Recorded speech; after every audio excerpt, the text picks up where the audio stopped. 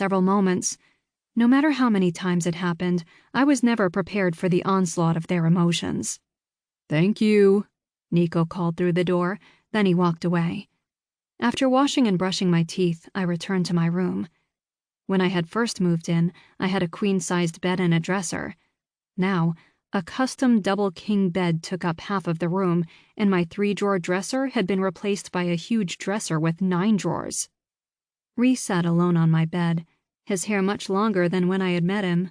The side-swept bangs reached just below his left eyebrow. He wore a pair of jeans and a black t-shirt that hugged his chest. My eyes caught on the crystal embedded in his cheek, but I looked at his chest instead. "Are you going to tell us the full dream yet?"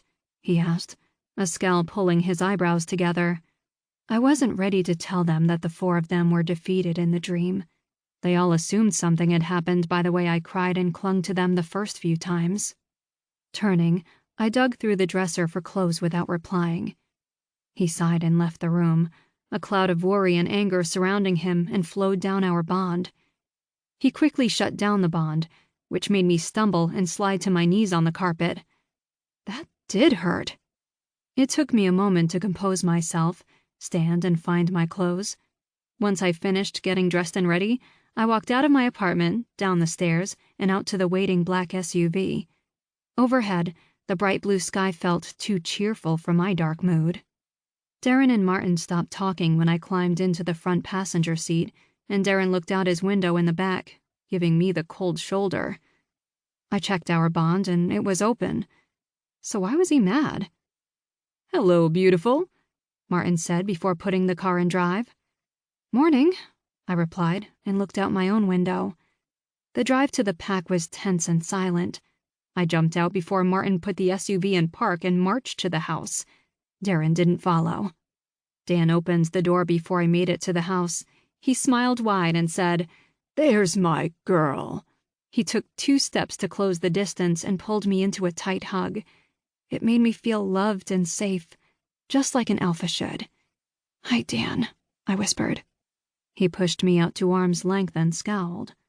"What's wrong?" Without waiting for me to answer, he looked behind me. "Where's my son?" I shrugged.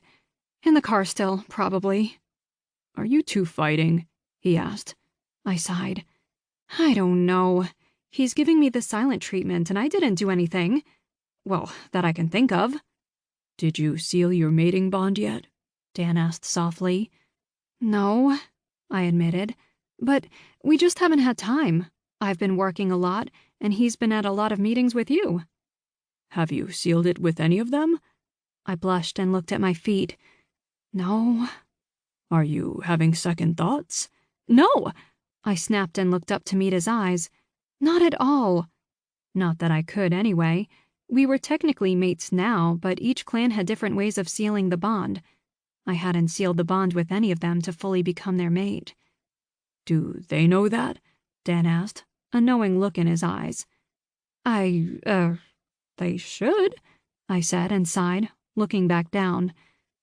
"I guess I haven't really been talking much to them lately." "Want to talk about it?"